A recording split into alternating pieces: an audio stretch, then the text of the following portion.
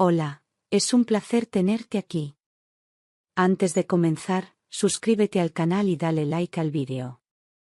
Los golpes retumbaban con una violencia seca que me despertó al instante. Salté del sofá sin saber si soñaba o si alguien trataba de tirar la puerta abajo.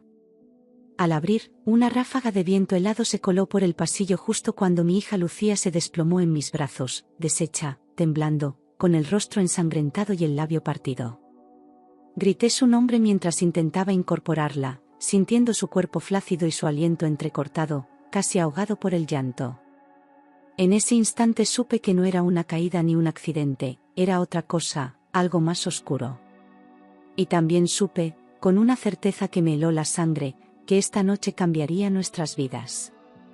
Mientras la arropaba en el sofá con la manta del salón, sin dejar de acariciarle el pelo como cuando era niña, Lucía apenas podía hablar, pero sus palabras fueron puñales directos al pecho. Entre sollozos entrecortados y sangre seca en la comisura del labio, murmuró: «Mamá, Javier me pegó, por culpa de su amante». Sentí como el aire se me escapaba de los pulmones, pero no dejé que la rabia me paralizara. Pregunté despacio, sin presionarla, y sus respuestas me mostraron un escenario que no había querido ver: mentiras, celos, amenazas. El nombre de otra mujer flotaba en el aire como una sombra que lo contaminaba todo. Cuando vi que su respiración se calmaba un poco, me levanté sin decir palabra, subí las escaleras con la mente nublada y abrí el armario donde guardaba mi uniforme de la Policía Nacional. Mientras me vestía, mis manos temblaban, no de miedo, sino de una rabia fría, contenida. Aquella noche no solo era su madre, era agente del Estado y no iba a permitir que ese cobarde quedara impune. Me recogí el pelo, ajusté el cinturón con la pistola reglamentaria y bajé con paso firme. Mi hija necesitaba justicia, y yo iba a asegurarme de que la tuviera. El plan empezaba ahora. Encendí el teléfono de servicio y marqué el 091 con voz firme, identificándome con mi número de placa y notificando lo ocurrido: violencia de género en curso, víctima presente, lesiones visibles. No me permití titubear ni un segundo. Declaré que asumía la intervención como agente en activo, pese a ser madre de la víctima, y que todos los pasos quedarían registrados según protocolo. El operador me derivó directamente al oficial de guardia, quien confirmó la activación inmediata del procedimiento. Colgué respirando hondo, sabiendo que cada decisión a partir de ese momento tendría consecuencias legales. Pero lo importante era proteger a Lucía, y eso no admitía espera. Cogí las llaves y cubrí a Lucía con un abrigo largo mío, asegurándome de que nadie pudiera verla en ese estado. La llevé en coche directamente al Hospital Clínico San Carlos, sin dejar de mirarla en cada semáforo. En urgencias, los médicos la atendieron de inmediato al ver su estado: contusión facial, hematomas en cuello y brazo, y una crisis de ansiedad aguda. Me mordí la lengua cuando me preguntaron si sabía quién era el agresor. Aún no podía dar nombre sin el parte formal. Me limité a vigilar que todo se hiciera bien, como policía, sí, pero sobre todo como madre. Su dolor ya estaba documentado, y ahora había que hacerlo contar. Los médicos redactaron el parte oficial con cada detalle clínico, incluyendo localización exacta de los golpes, fecha, hora y descripción de las lesiones. El protocolo establecía que ese documento se remitía automáticamente al juzgado de guardia y a la Policía Nacional para abrir diligencias previas. Firmé como testigo y entregué mis datos como agente interviniente, sin que me temblara el pulso. La verdad empezaba a tener forma escrita, legal, irrefutable. Al salir del hospital, miré a Lucía. Seguía rota, pero ahora no estaba sola. En la comisaría central, entramos por la puerta trasera para evitar la exposición, y pedí que su declaración fuese tomada por una compañera de mi unidad de confianza.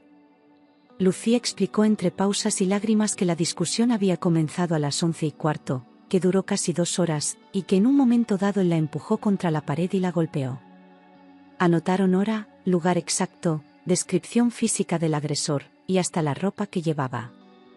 Me mantuve al margen mientras hablaba, aunque cada palabra me hería. Su voz temblaba, pero no mentía, estaba diciendo por fin todo lo que había callado durante años. Una vez recogida la declaración preliminar, activamos sin demora el protocolo Biogen, como establece la normativa en casos de violencia de género con lesiones visibles. La agente de guardia asignó protección inmediata y revisión de riesgo, mientras un equipo especializado se encargaba del seguimiento psicológico. Todo fue registrado en el sistema, con acceso restringido a personal autorizado. Salimos de la comisaría con escolta, y Lucía recibió un teléfono exclusivo para llamadas de emergencia. A partir de ese momento, el Estado también era responsable de su seguridad. A las pocas horas, el juzgado de guardia autorizó la orden de protección cautelar para Lucía, con medidas urgentes que incluían la custodia policial temporal. Un patrullero quedó asignado a la vigilancia del domicilio las 24 horas, con patrullas rotativas que garantizaban la seguridad sin interrupciones. Cuando lo supo, Lucía rompió a llorar otra vez, pero esta vez de alivio, sabiendo que Javier no podría acercarse. Le expliqué cada medida legal con calma, paso a paso, para que recuperara el control de su propia vida. Esa misma noche volvió a dormir en casa, bajo vigilancia, pero con la puerta cerrada y sin miedo. A la mañana siguiente, volví con ella al hospital para completar el procedimiento fotográfico, que debía realizarse en presencia de una forense y con cámara oficial del cuerpo. Cada lesión fue documentada con fecha, hora y escala métrica, desde el hematoma bajo el ojo hasta los arañazos en el brazo. No aparté la vista ni un segundo durante el proceso. Registrar ese dolor era duro, pero necesario. Las imágenes pasaron a formar parte del expediente como prueba gráfica con validez judicial. Era su cuerpo el que hablaba ahora, sin margen para negaciones. En una nueva sesión con la policía judicial, Lucía reconstruyó los hechos con más claridad. Explicó que todo empezó cuando Javier recibió un mensaje en el móvil, que se puso nervioso, que ella le preguntó quién era Clara. El primero negó, luego insultó, y finalmente estalló, golpeándola y diciéndole que no le jodiera la vida. Su voz era baja, pero firme, como si contar la historia le devolviera poco a poco un pedazo de dignidad. Anotamos cada detalle, incluso el lugar exacto donde cayó al suelo. Era la primera vez que su relato completo tenía forma oficial. Con toda la documentación en regla, procedimos a formalizar la denuncia ante la Brigada de Policía Judicial, quien asignó un número de diligencias y validó el expediente con firma de Lucía. Yo también firmé como agente interviniente, sin privilegios ni omisiones, como debe ser en un Estado de Derecho. La denuncia incluía ya indicios de violencia física, verbal y emocional, además de la posible existencia de una tercera persona implicada. En ese momento, el proceso dejó de ser una historia doméstica, pasó a ser un caso penal con repercusión. El sistema ya estaba en marcha, y no se detendría.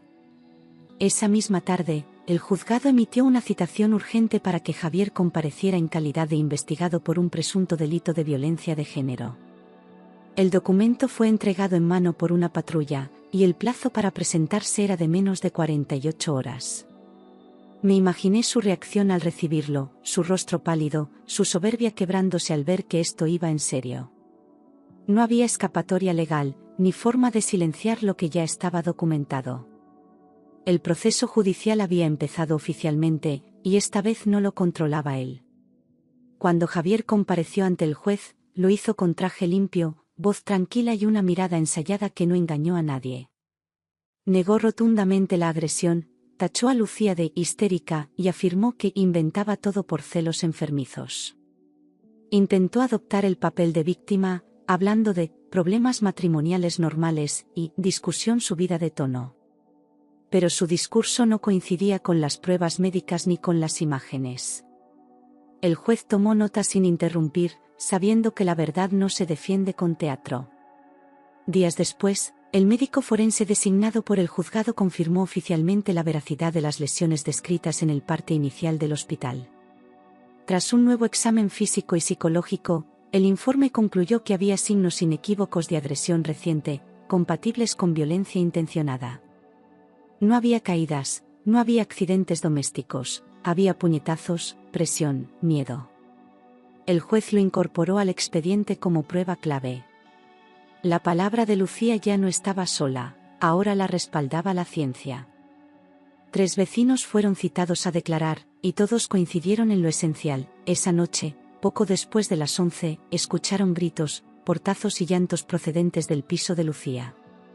Una vecina del tercero especificó incluso que oyó una voz masculina gritar: «No me toques el móvil, puta».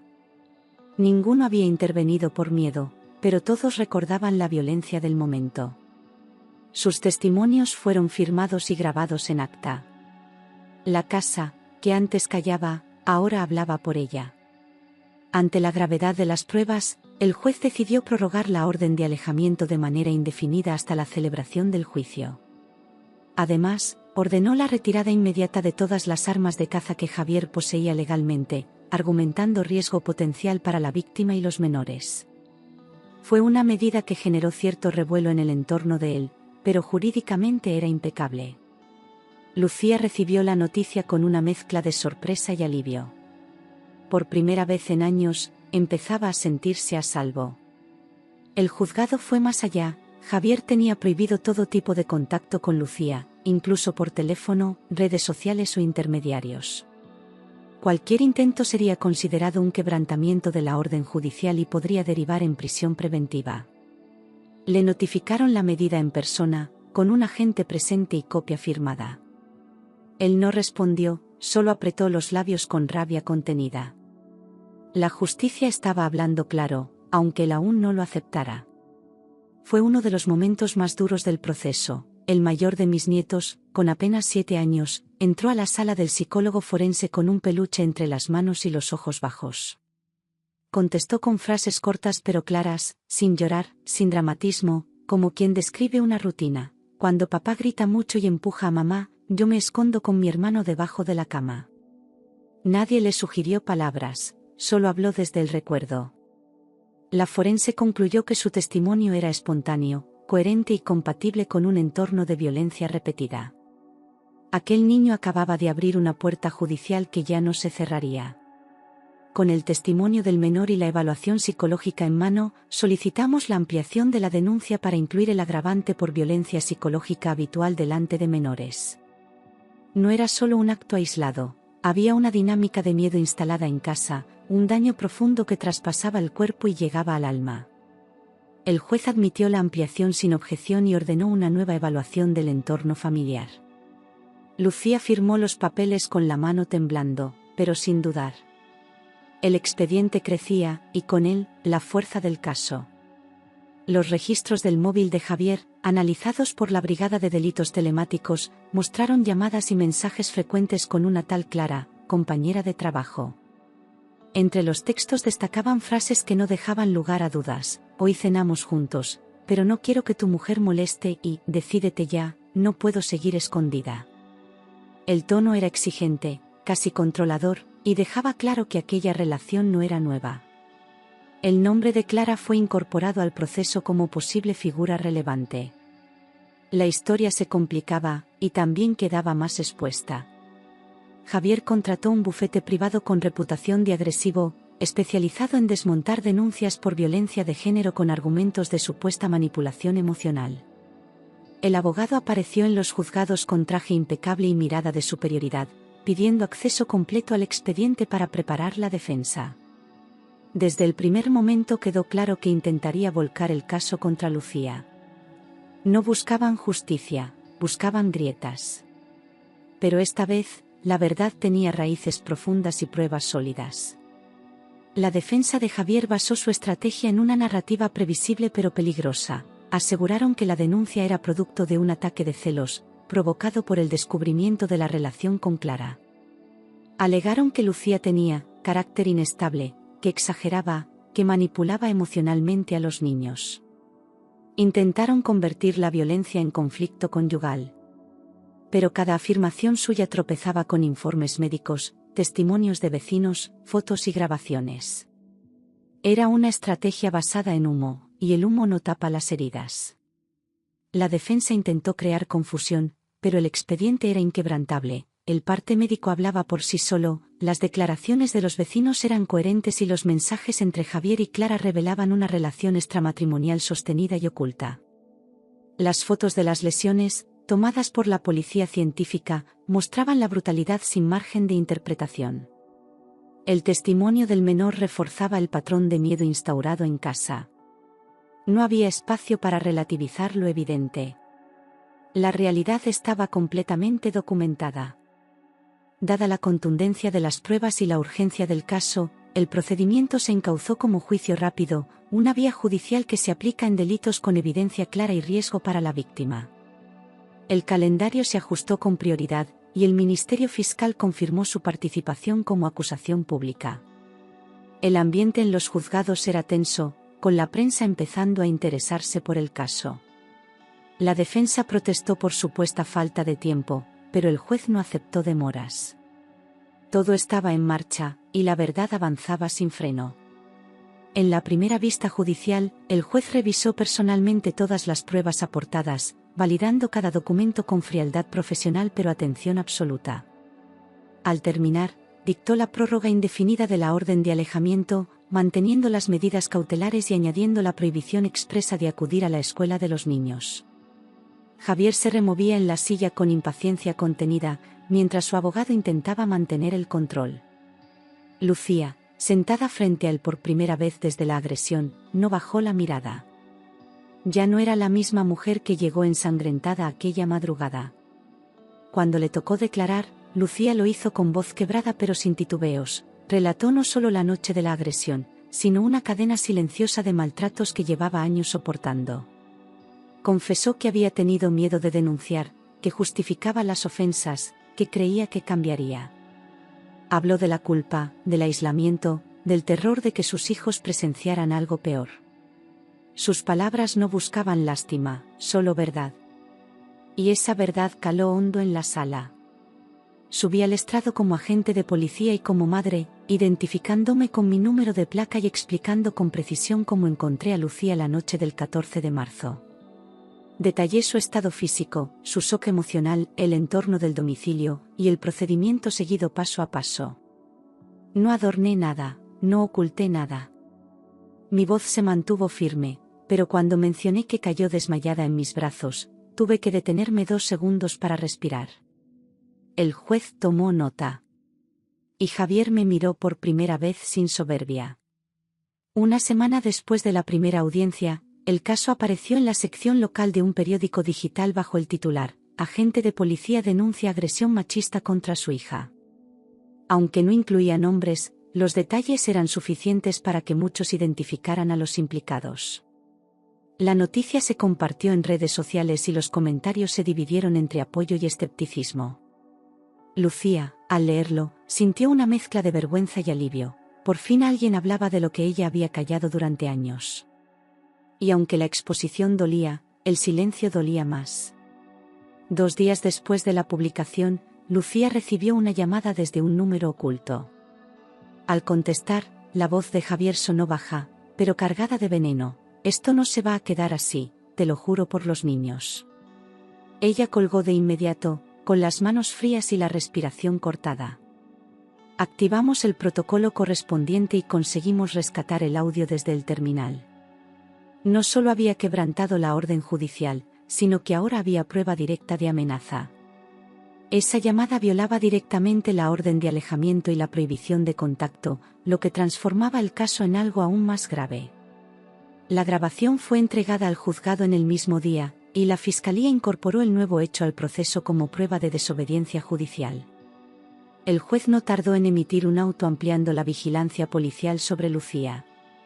Javier ya no solo era agresor, era también reincidente. Y cada paso lo hundía un poco más. Con la amenaza grabada y el contacto prohibido confirmado, el Ministerio Fiscal solicitó formalmente que se añadiera un nuevo delito: coacción y desobediencia a la autoridad judicial.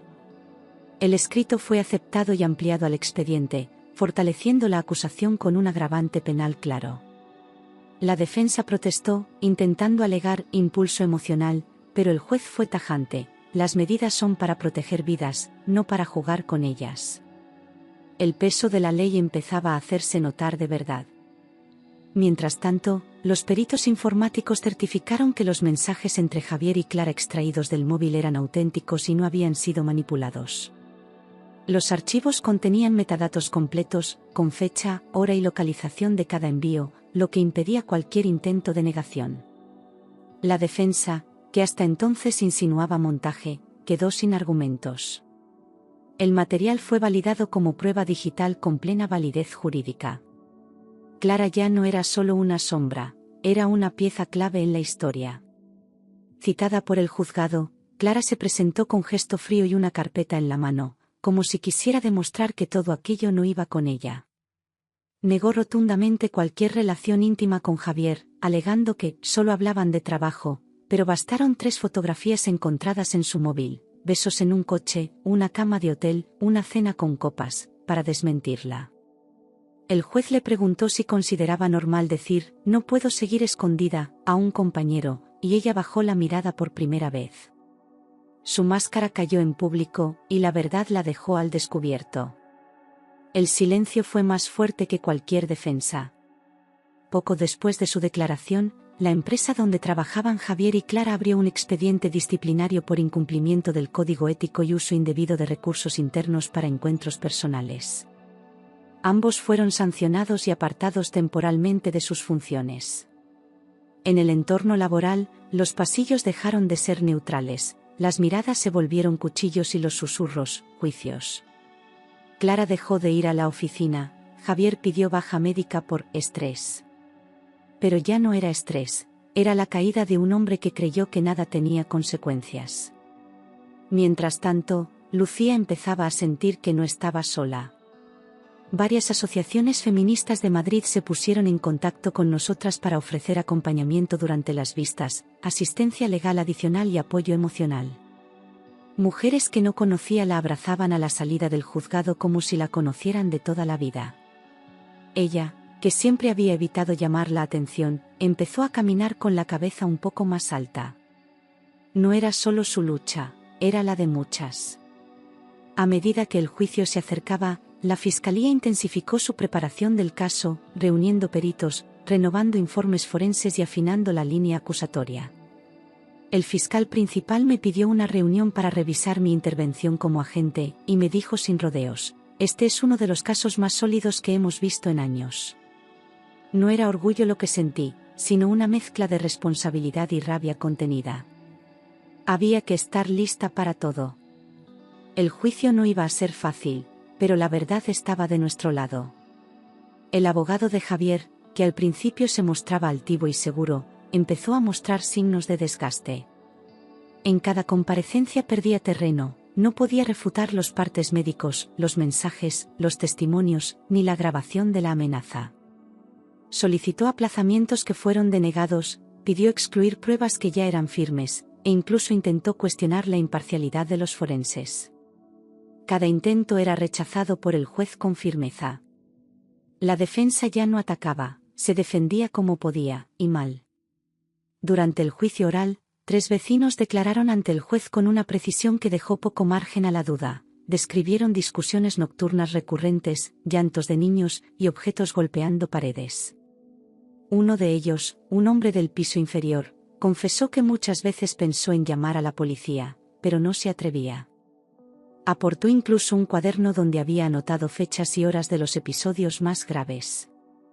Aquellos relatos, tan simples como honestos, pintaban una rutina de miedo que el acusado no pudo desmontar.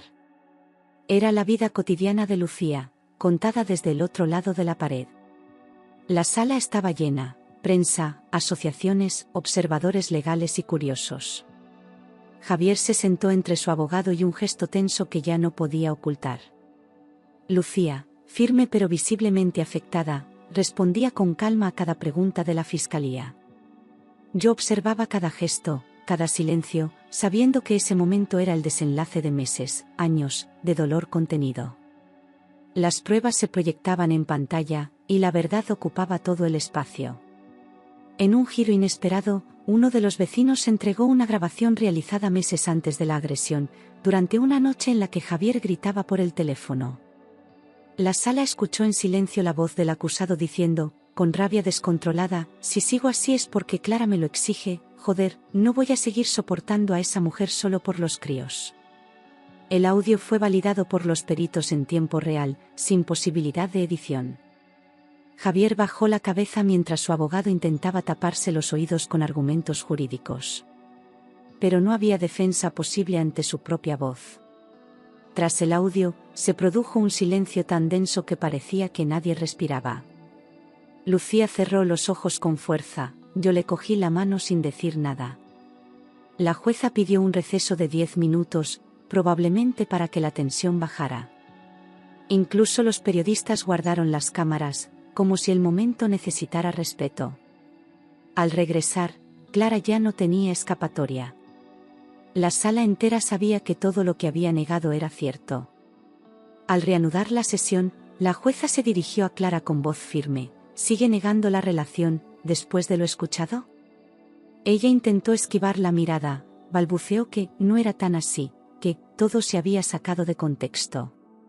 Pero la presión era insoportable, acabó reconociendo que la relación existía, aunque intentó desligarse de cualquier responsabilidad en la violencia. Su declaración, confusa y a la defensiva, solo confirmó lo que ya todos sabían. Clara dejó la sala con los ojos enrojecidos y la reputación hecha trizas. Con todas las pruebas ya expuestas y los testimonios cerrados, la fiscalía tomó la palabra final con una contundencia que estremeció la sala. Solicitó 12 años de prisión para Javier por violencia habitual, lesiones graves, coacciones y desobediencia judicial. Además, pidió la pérdida de la patria potestad y la inhabilitación para cualquier contacto con los menores durante ese tiempo. El fiscal repasó cada prueba con precisión quirúrgica, sin dramatismo, solo hechos. Lucía lo escuchó conteniendo las lágrimas, sabiendo que aquello no borraba el pasado, pero podía proteger su futuro. Era la primera vez que alguien hablaba por ella sin temblar. El abogado de Javier ya no mostraba arrogancia, solo cansancio. En su alegato final pidió una reducción de condena alegando estrés laboral acumulado y contexto emocional alterado, como si la violencia tuviera excusas. Intentó humanizar al acusado, recordar sus años como padre proveedor y trabajador intachable. Pero su discurso se deshacía en el aire, carente de peso frente a cada prueba, cada lágrima, cada grabación. Ni siquiera Javier lo miraba. Ya no quedaban argumentos, solo miedo al veredicto. El juez no tardó en dictar sentencia: 11 años de prisión efectiva, retirada total de la patria potestad, prohibición de acercarse a Lucía o a los niños por 15 años y el ingreso inmediato en un centro penitenciario. La resolución fue leída en voz alta, y en la sala solo se oía el paso lento del bolígrafo firmando cada línea. Lucía cerró los ojos, exhaló un suspiro que llevaba años contenido. Yo le apreté el hombro sin decir nada. La justicia, al fin, se había pronunciado con firmeza y sin ambigüedades. Cuando escuchó la sentencia completa, Javier explotó como un animal enjaulado, se levantó gritando: «Esto es una farsa, soy inocente», mientras 2 agentes se acercaban para esposarlo. Su rostro, hasta entonces contenido, se desfiguró en rabia y desesperación. Intentó volverse hacia Lucía, pero uno de los policías se interpuso. La jueza ordenó que lo retiraran de inmediato de la sala. Y así salió, esposado, derrotado, aún negando lo que ya era irreversible. Al salir del juzgado, los padres de Javier no se acercaron a él ni lo defendieron en público. Habían seguido el juicio en silencio, con rostros tensos y una tristeza que no intentaban disimular. Esa misma noche, supimos que sus hermanos lo habían bloqueado en redes y que uno de ellos había llamado a Lucía para pedirle perdón, por no haber visto nada. La familia del agresor se rompía en pedazos, no por culpa ajena, sino por la verdad. Ya no había unión posible donde hubo silencio cómplice. La misma tarde del veredicto, Javier fue trasladado al centro penitenciario de Soto del Real, bajo custodia directa y sin contacto con el exterior durante las primeras 48 horas. Lo acompañaron 2 agentes uniformados, sin prensa, sin familia, sin despedidas. Entró como cualquier otro condenado por violencia, sin privilegios, sin discursos, sin justificaciones. En la ficha de ingreso constaba el delito, la pena y la orden de alejamiento. Así empezó a cumplir su condena, solo, como eligió vivir cuando decidió destruir su hogar. Esa noche, al volver a casa, Lucía se quedó en silencio largo rato sentada en la cama. Luego me miró, con los ojos agotados pero vivos, y susurró: «Mamá, ahora se acabó». No lo dijo como quien celebra una victoria, sino como quien sobrevive a un naufragio. la vi romper a llorar por todo lo que no había podido llorar antes, por ella, por los niños, por el miedo acumulado durante años. Y por fin, pude abrazarla sin pensar en lo que vendría después. Habíamos llegado al otro lado. Días después, el juzgado de familia emitió la resolución definitiva. Lucía obtenía la guarda y custodia exclusiva de los 2 menores, sin posibilidad de régimen de visitas para el padre. Fue un documento breve, pero con el peso de toda una vida. Con esa firma, los niños quedaban legalmente protegidos, y Javier desaparecía de cualquier decisión que afectara su futuro. No habría más cartas, ni visitas supervisadas, ni llamadas incómodas. Solo paz. Y espacio para reconstruir. Poco después de la sentencia, los servicios sociales activaron el protocolo de ayuda a víctimas de violencia de género, incluyendo apoyo económico temporal, cobertura educativa para los niños y acceso prioritario a vivienda protegida. Por primera vez, Lucía recibió ayuda sin tener que rogar, sin explicar 100 veces su dolor. Era parte de un sistema que, aunque lento a veces, había funcionado. Empezaba a entender que no estaba sola, y que pedir ayuda no era debilidad. Era valentía. Lucía inició terapia en un centro especializado en atención a víctimas, con sesiones semanales a cargo de una psicóloga experta en trauma postviolencia. Al principio apenas hablaba, solo lloraba o escuchaba. Pero poco a poco, fue soltando frases, nombres, momentos que había guardado como piedras en el pecho.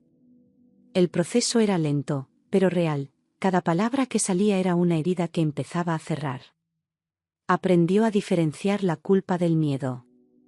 Y a ver que su historia no terminaba en el juicio, sino que recién comenzaba. A pesar de la sentencia firme, el sistema Biogen mantuvo activa la monitorización del riesgo, asignando a Lucía un equipo de seguimiento policial que supervisaba cualquier movimiento sospechoso o intento de contacto. Ella recibía llamadas periódicas para comprobar su bienestar, y tenía acceso directo a una unidad de respuesta rápida en caso de emergencia. Ya no era solo protección física, era una red, una estructura de respaldo que le devolvía la sensación de control. Por primera vez en años, podía caminar sola por la calle sin mirar hacia atrás. Y eso, aunque invisible, era libertad. Con el apoyo de programas públicos para mujeres víctimas, Lucía retomó su carrera de diseñadora gráfica, actualizó su portafolio y consiguió un contrato freelance con una empresa local. Volver a trabajar fue más que una necesidad económica, fue recuperar una parte de sí misma que había quedado enterrada entre mudanzas forzadas y noches de miedo. Cada diseño entregado, cada factura emitida, era un recordatorio de que podía empezar de nuevo. Y cuando los niños la veían concentrada frente al ordenador, sonriendo, entendían sin palabras que mamá estaba volviendo. Las amigas de la infancia, los vecinos que antes saludaban desde lejos, incluso compañeras de la terapia grupal, todos se convirtieron en parte del nuevo entorno de Lucía. No era una red perfecta ni constante, pero bastaba saber que podía llamar a alguien y recibir una respuesta sincera.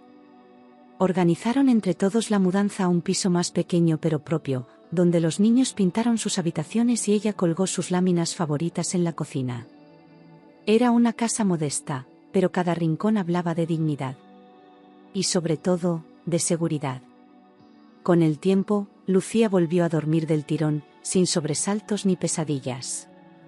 Los niños ya no se escondían al escuchar una voz alta, y las rutinas empezaron a estabilizarse: colegio, meriendas, juegos, deberes. Los fines de semana eran tranquilos, sin tensión flotando en el aire, sin miedo al sonido de unas llaves girando en la cerradura. Ella empezó a recuperar la confianza en sí misma, en su criterio, en sus decisiones. No era una felicidad de película, pero sí una calma ganada con sangre, verdad y coraje. Un día, recibió una invitación del ayuntamiento para participar como ponente en un acto contra la violencia machista. Dudó en aceptarla, pensó que no estaba lista, que su historia aún dolía demasiado. Pero los niños la convencieron: mamá, cuéntalo, así ayudas a otras. Y así fue como se subió al estrado, temblando por dentro pero con la voz clara, y contó su historia frente a decenas de personas. No como víctima, sino como testimonio vivo de que se puede salir. Y de que el silencio nunca más será una opción. Después del acto en el ayuntamiento, la historia de Lucía empezó a circular en medios locales y redes sociales como un ejemplo de valentía y reparación. Recibía mensajes de mujeres que decían: gracias por contarlo, ahora me atrevo yo.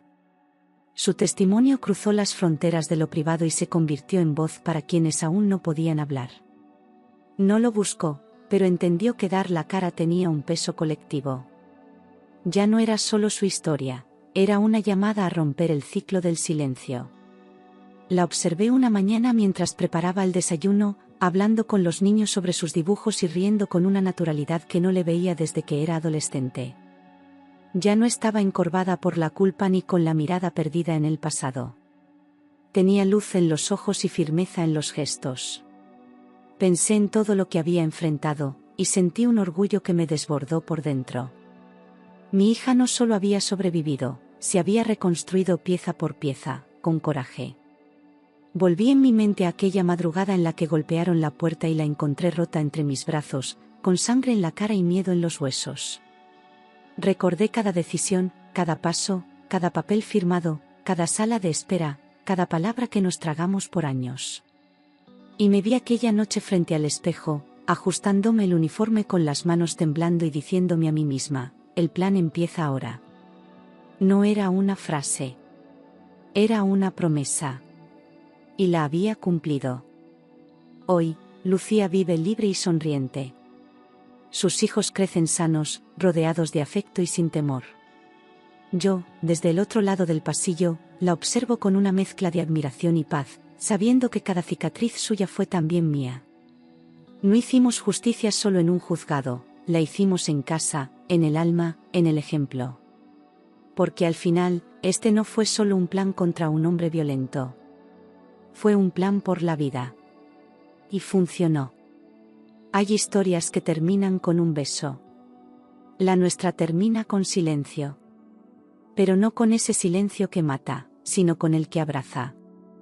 Ese silencio en el que sabes que ya no hay que correr, ni esconderse, ni aguantar. El silencio donde por fin se puede respirar.